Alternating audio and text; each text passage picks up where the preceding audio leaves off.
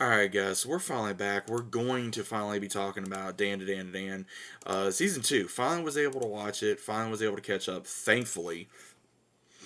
And I'm going to say this this season was very interesting. So, the entirety of this season picked up right where it left off of last season, where you got Okaroon and you got Momo. They are trying to help her friend, and they don't realize that he is renting from someone that is using sacrifices so they can try to supposedly gain whatever from stopping the volcano from erupting in their village. And they come across two different types of entities: a massive worm and more of, I would say, a dominant entity called um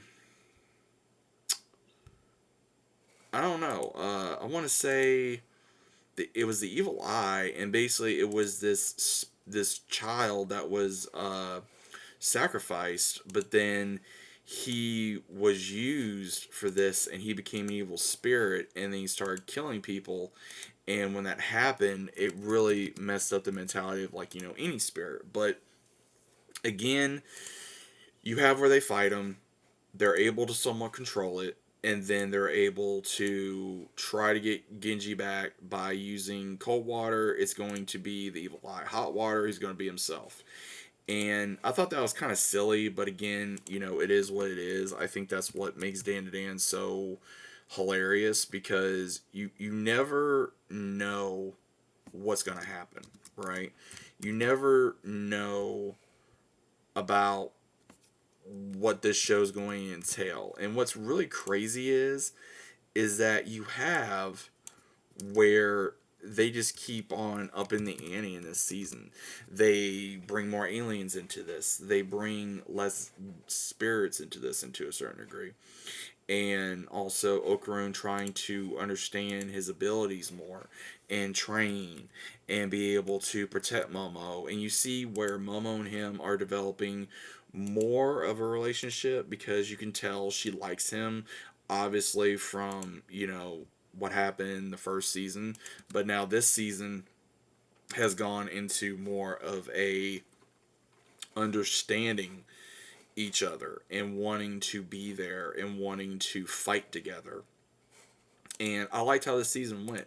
Now, some of it was really crazy, especially with the evil eye, that it was kind of like dealing with a little kid that was having a bad tantrum, and that's pretty much what was going on. Because anytime the evil eye tried to hit Momo, Okaroon just went nuts, and rightfully so. Because again, you can tell he's in love with her and she's in love with him, but they don't want to admit it because they're still too scared to go through that, because he even goes to where she works because she's got to get money, because they're needing, to fix the house, because the house gets constantly messed up, and then all this other stuff as well.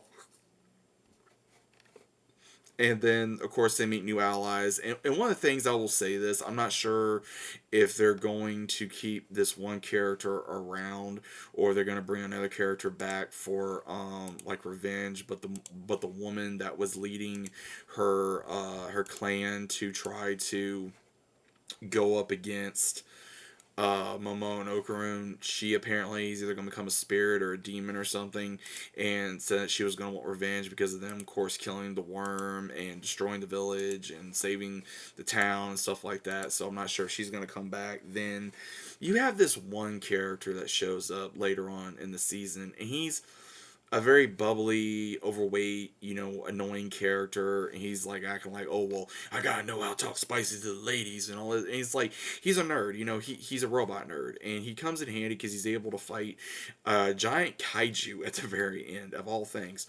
A very big kaiju. And what happens is he actually helps them, but what's really crazy is that he's still acting like he's going to be part of this team. So I'm not sure if they're going to have him on the team, because they fight the kaiju all together, and they're finally able to stop him, because they were able to use, what was really crazy was one of the characters that we met in last season that, as an alien, gave them basically you can pull it all which ways to make it into a house, but that's what they were able to use. Their house basically became a robot to be able to fight this giant kaiju. And when they were finally able to stop him, because they were going after him because of, Okaru's other golden ball they needed to get, right? But what we see is when they finally defeat it and they bring the kaiju back to Momo's place, there's a zipper on this thing. So it's like, wait a minute. And you realize there is a girl in here. And I'm assuming she's an alien. And she wakes up and it gets crazy because she kisses Okaru. Momo sees it and she accidentally blows up her house. So it makes me wonder what's gonna happen. Obviously, she's gonna be like, "Why are you kissing her? Why'd you kiss him?" All this kind of stuff. But because again, that's what happens in this show anyway. Because Momo is very possessive over Okaroon, and so is the other chick that is in Okaroon. So I found that really funny that you got all these different women that are interested in this character, but yet the character is kind of oblivious, and also at the same time he has boundaries that he won't cross. But he also is starting to see how Momo is very protective over him, and also she does care, and we're seeing their relationship grow more and more and more, and I know a lot of fans like that. And, it's always the underdog. You got the underdog that is trying to impress a pretty girl, and you never know how that's going to go. And then when you try and impress one pretty girl, how it always goes in anime, you get another pretty girl, and another pretty girl that wants to get your attention. And then you have all these pretty girls around you, and yet you still fixate on one. But at the same time, you're like, okay, I still got to be nice to these other girls, but at the same time, they're cute too. They're nice. They're powerful. All these other things. So I love DanDaDan. I do.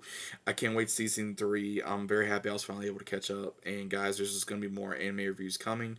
So stay tuned for that. And I'll see you as always on the very next one.